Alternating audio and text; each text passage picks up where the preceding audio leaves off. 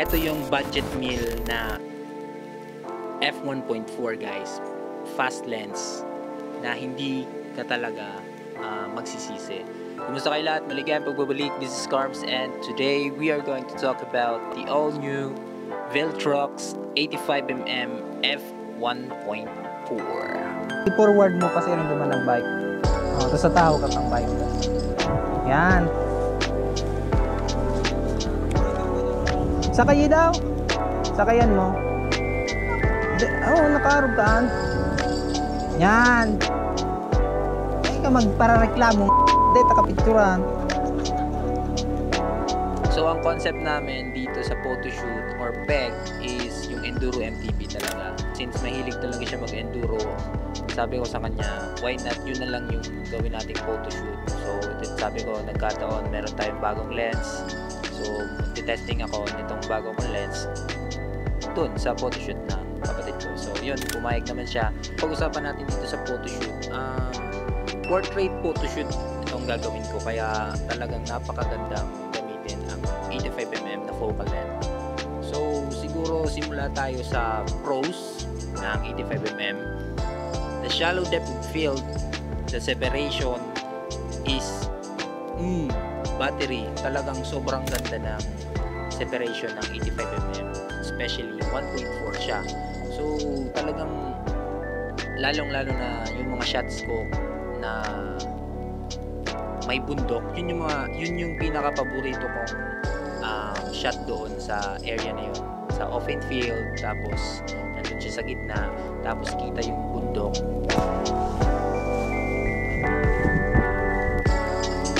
Nandiyan ka na. Portrait lang naman.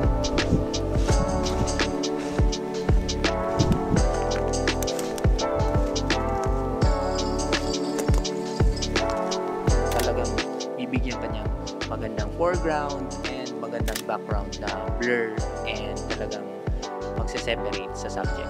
Number 2 pro is the sharpness is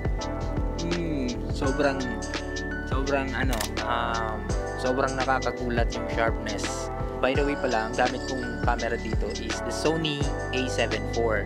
So, the Sony A7 IV has a 33 megapixel.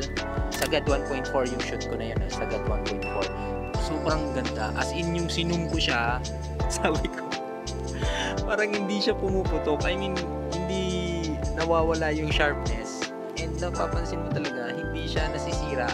As in, so, nagulat ako kasi hindi ko akalain na siguro mga kung ilang percent na yun, siguro kahit gawing 500% sharp pa rin yung image. I-forward mo daw na date ang mo. Ang gloves, nakahampang sa ko ang fax. Yan. Stiffon ka masyado. Yan. 1, 2. So pro version siya. Alam ko kasi meron silang lab version pa. Yun yung pinaka top of the line nila. So yun din. Planning to get the 35mm f1.2 pero siguro next year na yun kasi bumili muna ako nitong Samyang 35mm f1.4. So yun. At least nakamura tayo dito. Tapos yun yung brand new natin na 85mm. Yung sharpness as in sobrang ganda. Wala akong masabi.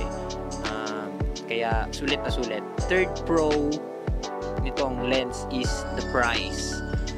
Kasi kung i-compare ko siya sa native lens na Sony 85mm G Master 1.4, as in siguro 3 times or more yung difference ng price. Kasi alam ko si Sony G Master dito sa Pilipinas is nag-range ng 100,000, siguro 90 plus to 100,000 ganun. Eh si Viltrox nagre-range lang siya ng 29 to 32,000 depende sa pagkukuhanan mo. So yun, actually nabili ko to na 31 plus. Sobrang mura niya. Tapos sobrang ganda ng performance. As in, and yun, sa fourth pro is yung autofocus. Yung autofocus niya sa portrait is sobrang bilis.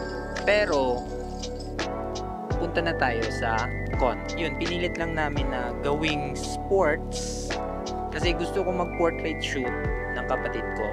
Pero syempre, since Enduro MTB yun, gusto ko ko rin naman ng may mga action shots. So, sabi ko sa kanya, gawa tayo ng mga action shots dito sa cornering. Makaskasaan? Kaya naman ito ng 3,000. Testing natin ng 24. Pero,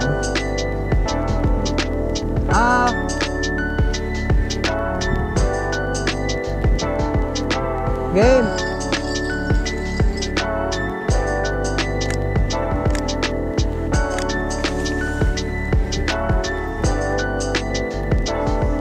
Wait lang.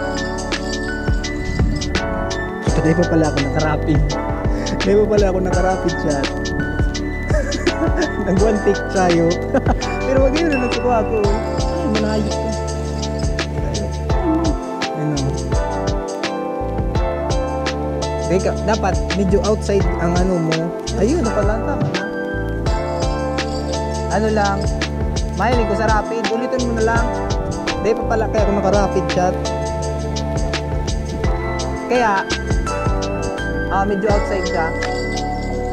Hindi mo talaga basta-basta mahuli. So, we have to take several takes para makuha yung shot na gusto ko. Mabilis yung mga mangyayari and yung location namin, mabush. So, as in, sobrang tataas ng bush. Tapos, lalabas siya dun sa bush. Makikita mo siya kapag malapit na siya dun sa corner. Doon siya nahirapan talaga. Pero, overall, nakuha ko naman kung paano ko siya ma-shoot. So, actually, nakalimutan ko pa nga yung responsive na na settings na siguro nasa 3 pa ako sa autofocus. Na 5 ko ata, yun yung nasa may baba na kaming part. Pero yun nga, kapag hindi mo syempre makikita yung subject, so hindi mo malalock yung focus. Sa second cons, may gumagalaw sa elements sa gitna ng lens. As in, sobrang iba sa feeling. Ayun. So may 5th tayong pro pala kasi sobrang ganda ng build quality, guys. Ito sobrang ganda ng build quality nito. As in, parang bakal siya. Tapos kung makikita nyo, may red dyan sa baba. Yan na red na yan is, sabi nila, parang weather sealed na style. Ano ba tawag? Weather sealed. Basta may term sila na parang sealed din. Sa ganung presyo, saan ka pa doon? Maganda na yung performance, may weather sealing pa. Hindi ko alam kung tama yung term ko, pero parang weather sealing din yun. Ito yung tumutunog. Ayan, tumutunog siya. So, element dun sa loob. Pero, ewan ko kung ba't ganun, pero I'm so happy. Sobrang saya ko na ito yung napili ko. Yun nga, syempre, bumabalik na tayo sa events and sa pag-shoot at change system na tayo to Sony. Ito yung budget meal na f1.4, guys. Fast lens na hindi ka talaga magsisisi. I'm still aiming and my goals are to get the G Masters, pero sa panimula f1.4 85mm Viltrox Pro version, sulit, guys. Sulit na solid. Kaya, yun. I hope na nagustuhan nyo yung video na to and gawa pa tayo ng mga susunod na video. Comment down below kung ano yung mga gusto nyong makita, especially dito rin siguro sa Viltrox na 85mm 1.4. Na-shoot ko na siya sa wedding, pero hindi kasi ako yung gumamit nito. So, pinahiram ko to sa kasama ko kasi nag 35mm 1.4 ako dun sa wedding namin. Kasi, naka-gimbal ako doon. So, yung main cam, ginamit to sa prep. Main cam and second cam, ginamit nila to sa prep. As in, sobrang nasayan sila. Sobrang bilis daw ng autofocus din. So, yun, sa photo lang muna ako nakagamit. So, dun ko siya nagamit talaga na ako yung gumamit. So, this is my experience. So, I'm just sharing this with you guys. And I hope you like this video. Give it a thumbs up, subscribe, and hit the notification bell. And follow for more. Let's go. We're back.